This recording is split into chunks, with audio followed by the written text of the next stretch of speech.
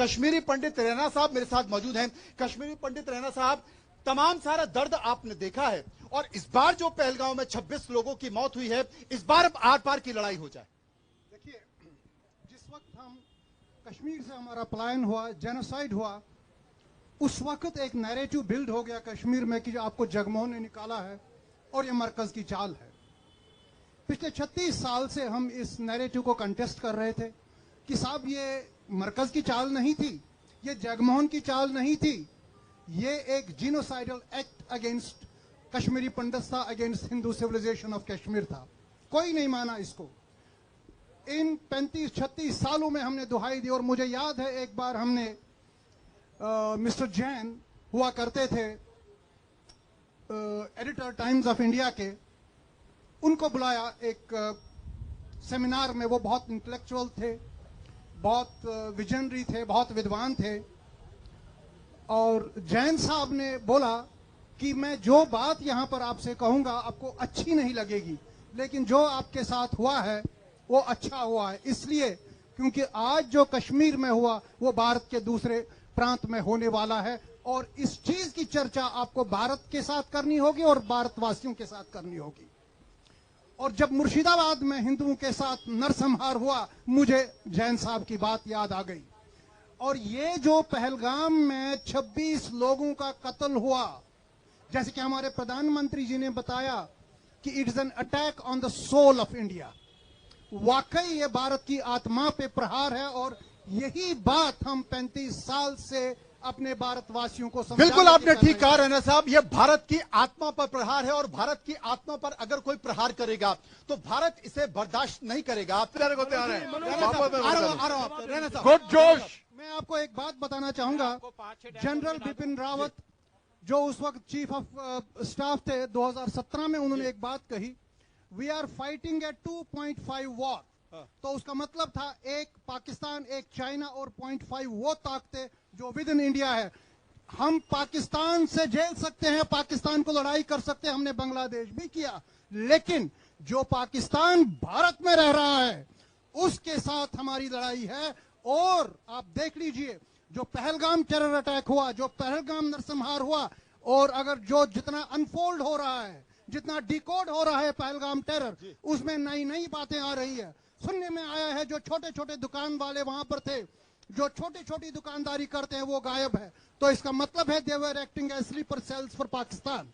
इतना ही नहीं, जो पौनी वालों का रोल है बिल्कुल वो बड़ा चैलेंजिंग है और वो रोल आज की डेट में बड़ा डाउटफुल है और बड़ा सस्पिशियस है। ये बड़ा डाउटफुल है। स्पीच एक और रैना साहब कुछ कहना चाह रहे हैं। रैना साहब अपनी पूरी बात कीजिए जल्दी। बता रहा हूं, जो पाकिस्तान हमारे हिंदुस्तान में पनप रहा है जी, उसके लिए कठोर कदम उठाने हैं। और इस बारे में मैं बात कहूंगा कि जब यूनाइटेड स्टेट्स ऑफ अमेरिका में 9/11 हुआ तो उसके तुरंत बाद वहां पर एक पैट्रियट एक्ट पास हुआ। वो क्यों हुआ कि जब इन्वेस्टिगेटिंग एजेंसीज ने वहां पर इन्वेस्टिगेट किया कि ये क्या हो रहा है, उन्होंने अपने लॉ मेकर्स पे प्रेशर डाला कि आप ऐसा कानून बना दीजिए जहां पर हमें ग्रेटर सर्वेलेंस करना पड़े।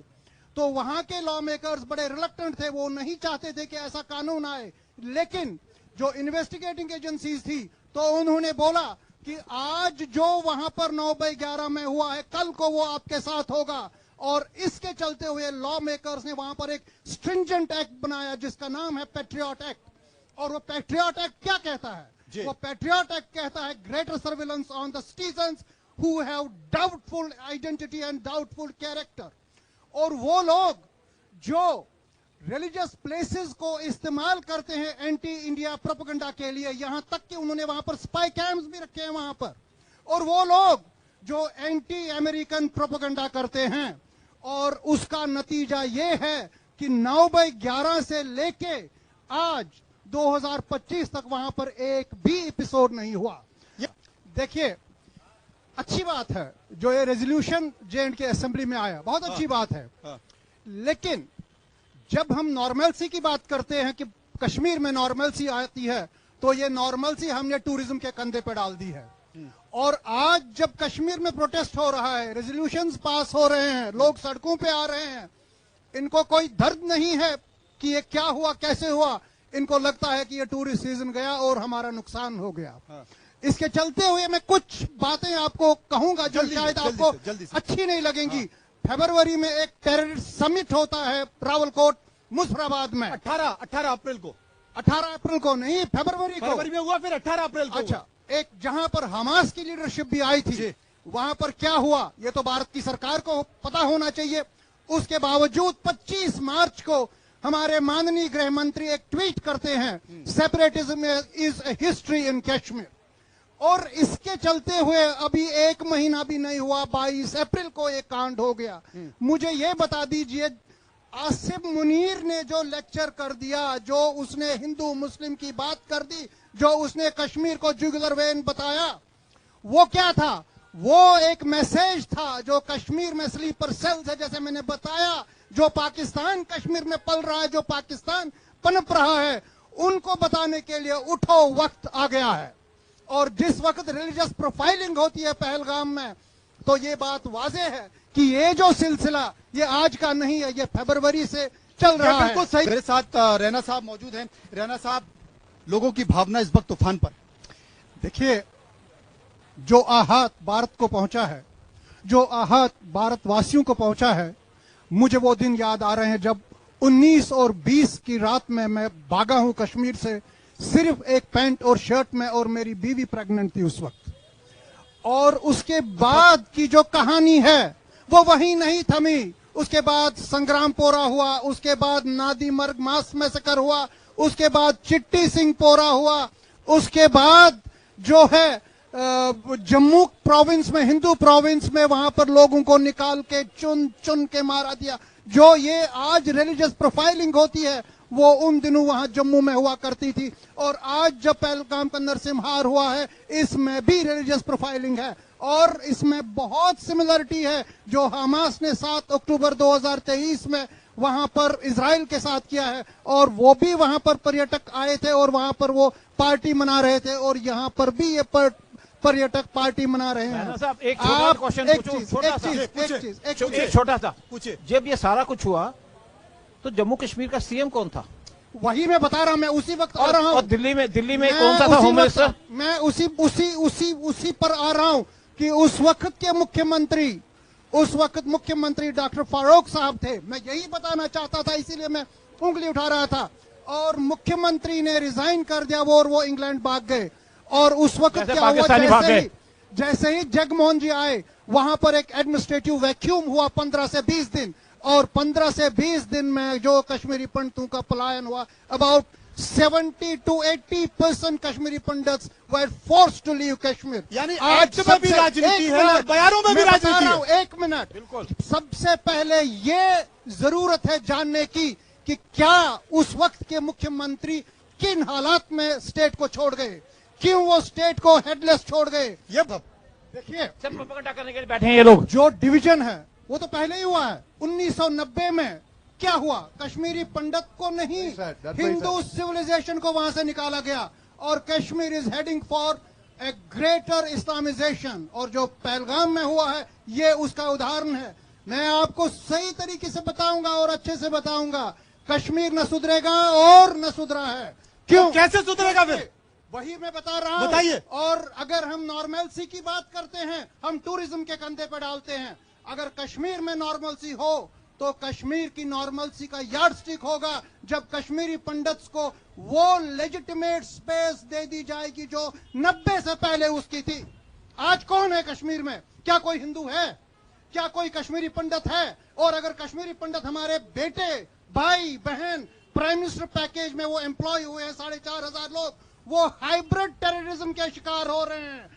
दफ्तरों में घुस के मारते हैं उनको, बंदूक लेके नीचे, और अंदर दफ्तर में जाते मारते हैं। मुझे ये बता दीजिए, अपने 6-7 कुलीग्स के सामने उस कश्मीरी पंडित को मारा, क्या उसको अंदर किसी ने आने देखा? मतलब नहीं। कश्मीरी पंडित अभी भी सुरक्षित नहीं है? कश्मीरी पंडित है कहाँ, मुझे ये बता दीजिए। कश्मीरी जिन लोगों को नौकरियां दी है वो भी सुरक्षित नहीं है? वो भी सुरक्षित नहीं है। हाइब्रिड टेररिज्म के शिकार हो रहे हैं वो। हाइब्रिड टेररिज्म के शिकार कश्मीरी पंडित हो रहे हैं। मैं बता रहा हूँ,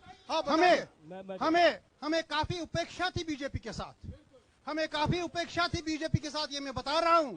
हम सुप्रीम कोर्ट में गुहार लगाने गए, हमने सुप्रीम कोर्ट में रिट कर दिया, 2006 में कर दिया। कि साहब हमारी सुनवाई कर दीजिए, हमारे साथ कुछ कर दीजिए।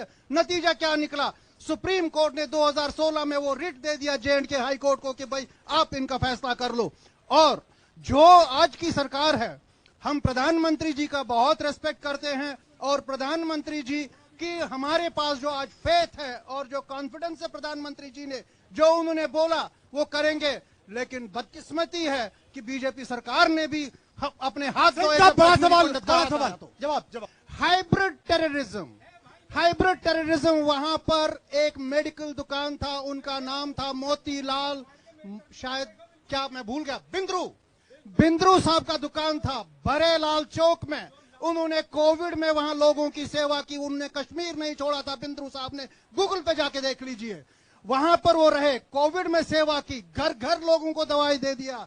उसके बाद एक आदमी छोटा सा पिस्टल लेके टिच करके गया, पिस्टल लेके। जी बिल्कुल। रमेश राणा जी, आप किस तरह इस वक्त जम्मू कश्मीर के माहौल को देख रहे हैं, असेंबली के इस माहौल को किस तरह से देख रहे हैं? सीएम उमर अब्दुल्ला का ये बयान सामने आया है जिसकी सभी पार्टियों ने हिमायत की है, सभी पार्टियों की तरफ से, अपोजिशन लीडर्स की बात करें, बीजेपी की तरफ से भी इस बयान की हिमायत की गई है। देखिए, जो सीएम साहब ने जो बयान दे दिया असेंबली में और एक यूनानिमस रेजोल्यूशन आया, ये बहुत अच्छी बात है। और आज पहली मर्तबा हम ये देख रहे हैं कि चीफ मिनिस्टर साहब आज ये बता रहे हैं कि मैं किस मुंह से सेंटर के पास जाऊंगा और उनसे स्टेट का स्टेटस रेस्टोर करने के लिए कहूंगा। आज तक जब भी बात होती थी, कश्मीर में अगर छींक भी पड़ती थी तो ये मरकज की चाल हुआ करती थी कि सेंटर ने ऐसे ऐसे किया। और हमने अपने लाइफ टाइम में देखा है कि जो भी सरकारें J&K में थी, ये एंटी सेंटर सरकारें करती थी। और आज जब हम उमर अब्दुल्ला का स्टेटमेंट देखते हैं और अब जब इसको डिकोड करते हैं तो हमें खुशी होती है, मसरत होती है। कम से कम आज पहली मर्तबा कश्मीर में ये एहसास हो गया है कि वो जो टूरिस्ट थे उनकी हिफाजत स्टेट की रिस्पॉन्सिबिलिटी है। आज स्टेट पहली मर्तबा ये कहता है कि वो आए थे यहाँ पर एंजॉय करने के लिए और हमने उनकी डेड बॉडीज वापस उनके घर में भेजी है। और ये एहसास जो है, ये एहसास बड़ी बात है और इसकी हम सराहना करते हैं। लेकिन इसके चलते हुए भी हमें कुछ चीजें देखनी पड़ेंगी और कुछ चीजों का अध्ययन अच्छे से करना पड़ेगा। जो भी आजकल सोशल मीडिया में सर्कुलेट हो रहा है, टीवी पे डिबेट्स होते हैं, कुछ चीजें सामने आई है और जो हमें लगता है कि वहां आज भी एक छोटा पाकिस्तान कश्मीर में जी रहा है। आप मान लीजिए जैसे पहलगाम में सुनने को आया, वहां पर छोटे मोटे दुकान वाले थे और वो जो बिजनेस करा करते थे, जैसे ही ये पहलगाम अटैक हो गया, वो छोटे मोटे दुकान वाले कहते हैं कि वहां पर दिख ही नहीं रहे हैं। तो इसका मतलब हम ये जान ले कि क्या वो स्लीपर सेल्स का काम करते थे। और दूसरी बात, जो 5.5 साल वहां सेंट्रल हुकूमत रही, सेंट्रल हुकूमत ने जो काम किया, जो एक जीरो टॉलरेंस टुवर्ड्स टेररिज्म कर दिया, जिसके चलते हुए कश्मीर में नॉर्मलसी हो गई, डेवलपमेंट हो गई, G20 हो गया, लोग खुशहाली बयां कर रहे थे। ऐसा क्या हुआ कि जब स्टेट गवर्नमेंट आ गई पिछले 5-6 महीनों में ही ऐसी एक घटना घटी जिससे सारे देश को तकलीफ पहुंची, जिसने सारे देश को झंझोड़ के रखा। तो क्या ऐसा मतलब है कि जो एडमिनिस्ट्रेटिव स्ट्रक्चर इन 5.5 सालों में डेवलप हो गया था, बन के आया था, क्या उस ढांचे को तो नहीं कहीं खलल पहुंचा, या क्या उस ढांचे को तो नहीं कुछ प्रॉब्लम्स हो गई कि ऐसा कुछ देखने को मिला? ये सब चीजें जो है, ये सब चीजें हमें देखनी, हम इन सब चीजों को नजरअंदाज नहीं कर सकते।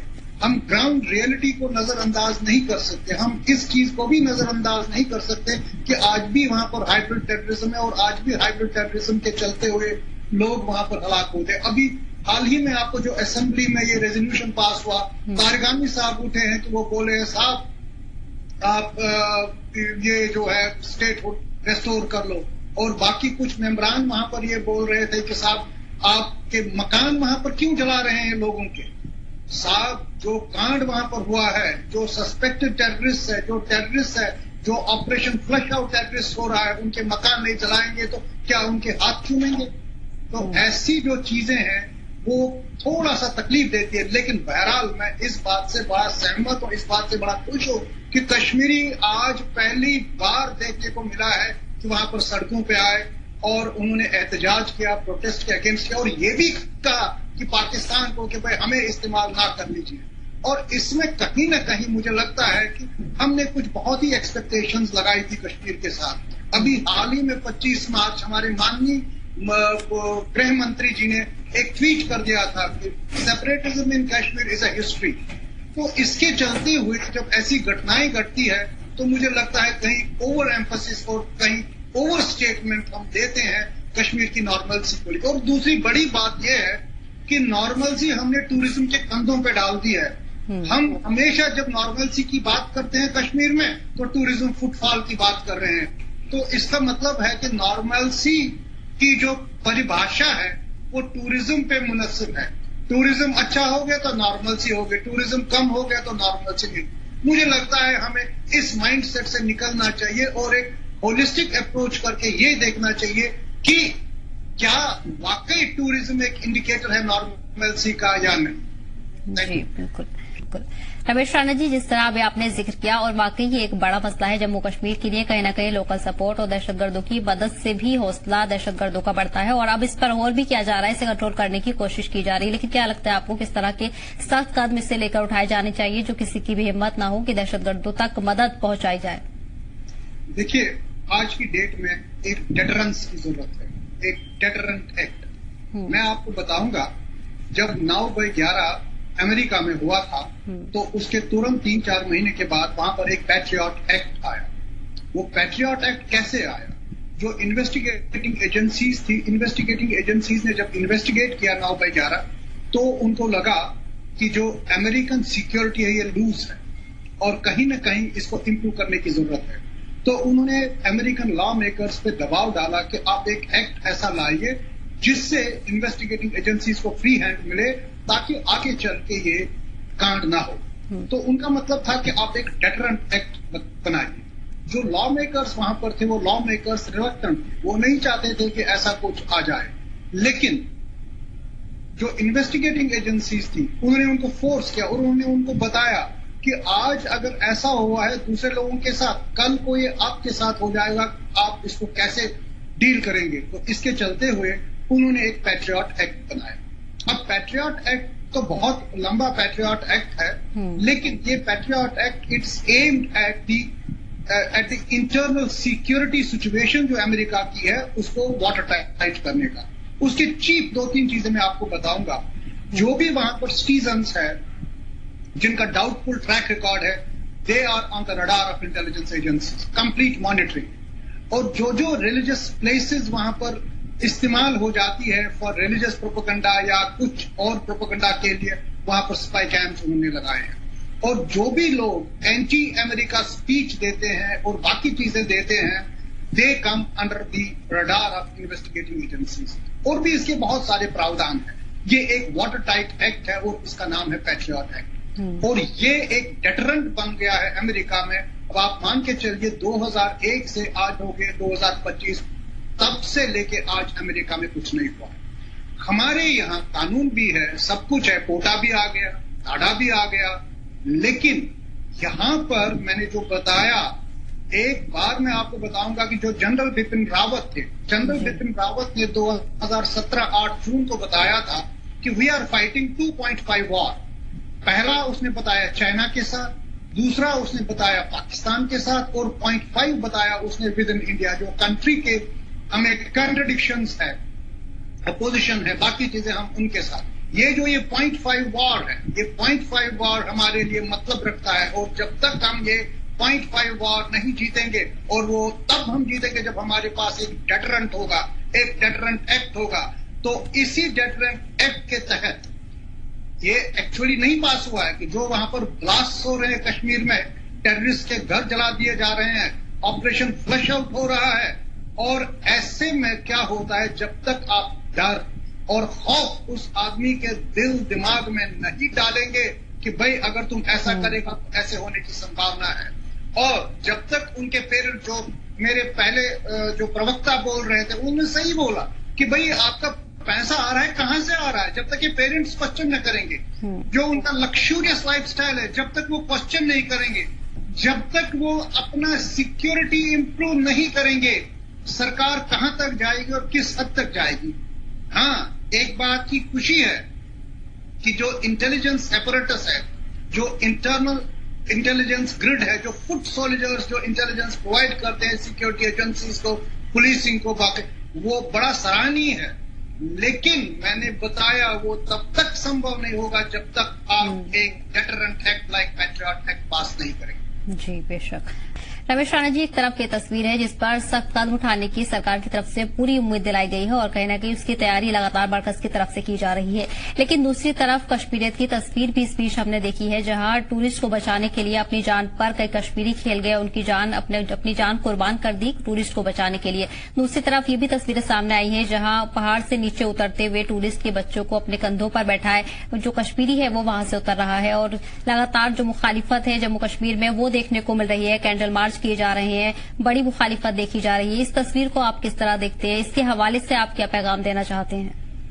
देखिए, तो ये सब चीजें हो रही है, कश्मीर प्रोटेस्ट कर रहा है, जो पोनी वाला बच्चे को गोदी में उठा के ले रहा है, और वो जो आदिल शायद उसका नाम था, जो बचाते बचाते खुद मर गया, ये एक बदलते कश्मीर की तस्वीर है और इस तस्वीर की हम सराहना करते हैं और बहुत दिनों के बाद ऐसा तस्वीर देखने को मिलता है। हमने वो तस्वीर देखी है जब भारत ने वर्ल्ड कप 1983 में जीता और लोग सड़क पे आ गए और कश्मीरी पंडितों को पत्थर फेंके, हमें क्या क्या फेस करना पड़ा, और आज ये बदलते कश्मीर की तस्वीर है, इससे हमें खुशी हो रही है। लेकिन कुछ चीजें जो हमें जो दूसरी तस्वीर का जो दूसरा रुख है, वो उस रुख की तरफ हमने कभी ध्यान नहीं दिया। वो ये है कि Kashmir is headed for greater Islamisation.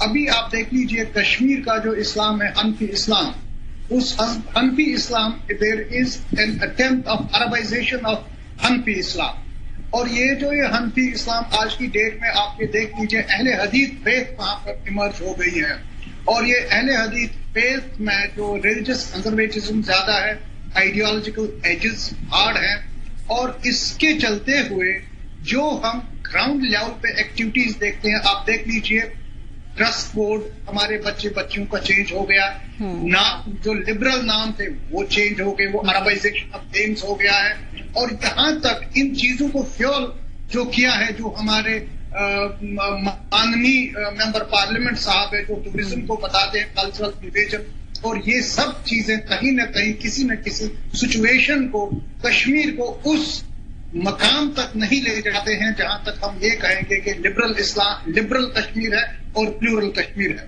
और जो जैसे मैंने पहले बताया कि एक डेटरेंस की जरूरत है, वो डेटरेंस का मतलब ये है कि कश्मीर को हम प्री-90 मकाम तक ले जाएं, और जो प्री-90 मकाम था वहां पर एडुकेट स्पेस था नॉन कश्मीरी मुस्लिम्स के लिए। आज की डेट में हम कश्मीर की नॉर्मलसी, जैसे मैंने बताया, टूरिज्म के कंधे पे रखे हैं। हमने कश्मीर को इस नजरिए से नहीं देखा है कि हम कश्मीर को कैसे रेस्टोर करेंगे इसका प्लूरल पास्ट, जिसका सबसे बड़ा उदाहरण है रिहेबिलिटेशन ऑफ कश्मीरी पंडित्स, जिसका सबसे बड़ा उदाहरण है कि हम जो नॉन कश्मीरी मुस्लिम्स हैं उनके साथ कैसे ट्रीट करें।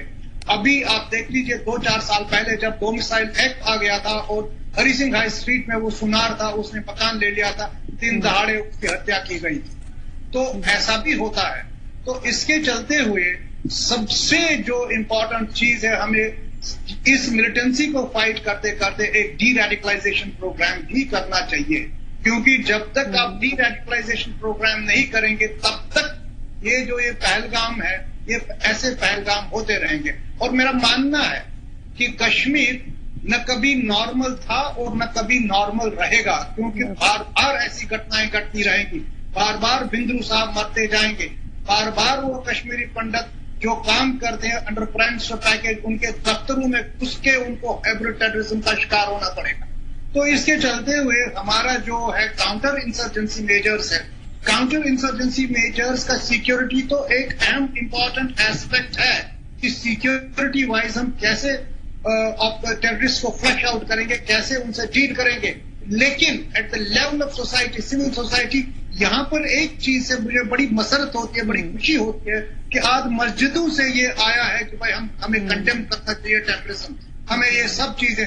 लेकिन जिस वक्त हम थे, हम क्या सुनते थे, वहां पर एक एंटी इंडिया प्रोपेगेंडा होता था और एंटी हिंदू, और ये जो 35 साल में ये चेंज हो गई है, ये बहुत अच्छी चेंज है। अभी दूसरी बात मैं आपको बताऊंगा, जिस वक्त कश्मीरी पंडितों का पलायन हो गया और उस वक्त एक थ्योरी उन्होंने बताई, एक नैरेटिव डेवलप किया कि भाई कश्मीरी पंडितों को जगमोहन ने निकाला है और ये मरकज की छाप।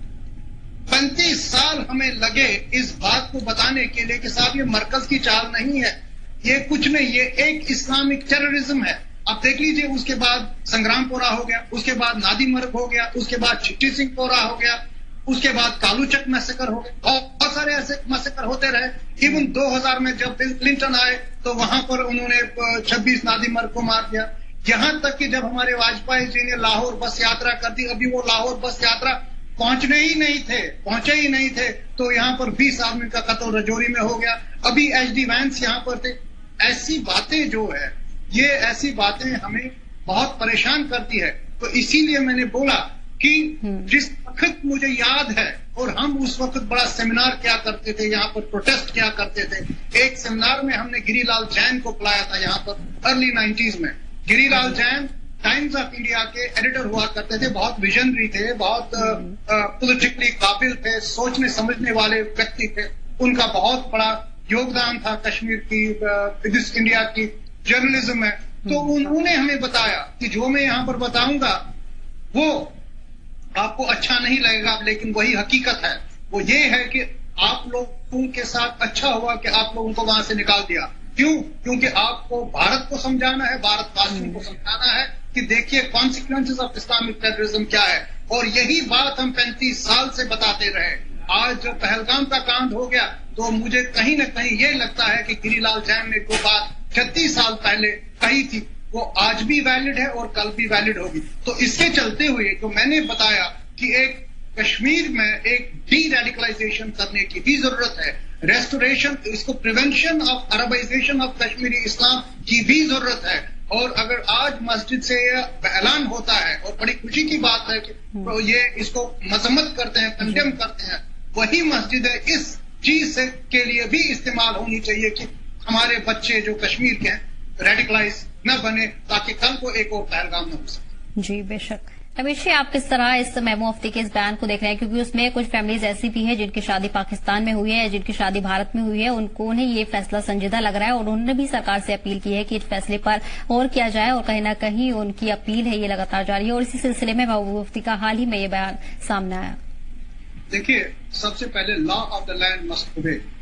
कश्मीर में आज कोई नॉर्मल सिचुएशन में, कश्मीर की बात में भारत की बात कर रहा हूँ, समूचे भारत में वी आर इन मॉर्निंग। ये कोई नॉर्मल सिचुएशन नहीं है, ये एक एक्स्ट्रा ऑर्डिनरी सिचुएशन है जो क्रिएट कर गई है और जिसका जो फाउंटेन हेड है वो पाकिस्तान है। और गवर्नमेंट जो स्टेप्स लेता है इस वक्त, जो स्टेप्स ले रहा है वो बहुत ही जरूरी है, बहुत ही इंपॉर्टेंट है। क्योंकि आज की डेट में इंडिया में, कश्मीर में खास तौर पे स्लीपर सेल्स बहुत एक्टिव है। Rest of the country also sleeper cells बहुत एक्टिव है। अभी मुर्शिदाबाद में देख लीजिए क्या हो गया, वहां पर हिंदुओं का नरसिम्हार हो गया, बांग्लादेश से लोग आए, कंजर्वेटिव्स आए वहां से, उन्होंने क्या किया, ये सब के सामने है आज की डेट में। और अगर गवर्नमेंट कोई प्यूनिटिव एक्शन लेती है, जिस प्यूनिटिव एक्शन में इंक्लूजन हो जाता है कि जो भी पाकिस्तानी यहाँ पर है ओवरस्टे कर रहे हैं कि भाई आप ले जाए, इसमें गलत क्या है, नंबर 1। और नंबर 2, जो शादी वहां पर उन्होंने किया है पाकिस्तान में रह के, कोई लड़का पाकिस्तान का है, लड़की इंडिया की है, या लड़का इंडिया का है, लड़की पाकिस्तान की, ये चीजें उनको उस वक्त सोचनी चाहिए थी। क्योंकि इंडिया और पाकिस्तान के रिलेशंस ऐसे नहीं है कि हम ये लक्जरी दे देंगे आदमी को कि वो लॉन्ग वीजा टर्म यहाँ पर बैठ के बिताए और सिटीजन वहां का पाकिस्तान का रहे, यहाँ पर लॉन्ग टर्म वीजा करके बैठे। ये लक्जरी नहीं मिल सकती है। Either you have to be an Indian or you have to be a Pakistani. तो इसमें इस वक्त क्रोकोडाइल टीयर्स बहाने की क्या जरूरत है? आप मुझे ये बता दीजिए। मैं भी मॉर्निंग में हूं, हम सब मॉर्निंग में हैं इस वक्त। आज आप देख लीजिए, बच्चा आज इस वक्त चिल्ला रहा है, मोदी जी से गुहार कर रहा है कि साहब आप एक्शन कब लेंगे। और ये पार्ट ऑफ प्यूनिटिव एक्शन है और ऐसा होना चाहिए। और चुन चुन के उन लोगों को वहां से निकालना चाहिए जो यहाँ पर ओवरस्टे करे हैं, जो इंडिया के ना होते हुए भी कभी शादी के बहाने। आपको मैं एक और चीज बताना चाहूंगा। जिस वक्त टेररिज्म हुआ, जो पाकिस्तान के टेररिस्ट थे उन्होंने यहाँ कश्मीर में लोकल शादियां कर दी, मिंगल हो गए सोसाइटी के साथ और सोसाइटी को पोल्यूट कर दिया। और जो आज की पौध है वो पौध वो है कि जिनके जो पेरेंट्स है वो अक्रॉस द बॉर्डर्स के हैं और उनमें जो माइंडसेट है, जो उनमें इन्फ्यूज किया गया है आइडियोलॉजी, वो आइडियोलॉजी इंडिया के प्लूरल इथॉस के साथ नहीं मैच करती है। तो ऐसे में हमें सबसे पहले ये देखना है कि साहब अगर मैं इंडिया का हूँ, सिटीजन हूँ और वो पाकिस्तान का सिटीजन है, क्या इंडिया अलाउ करेगा उसको वहां पर स्टे करने का?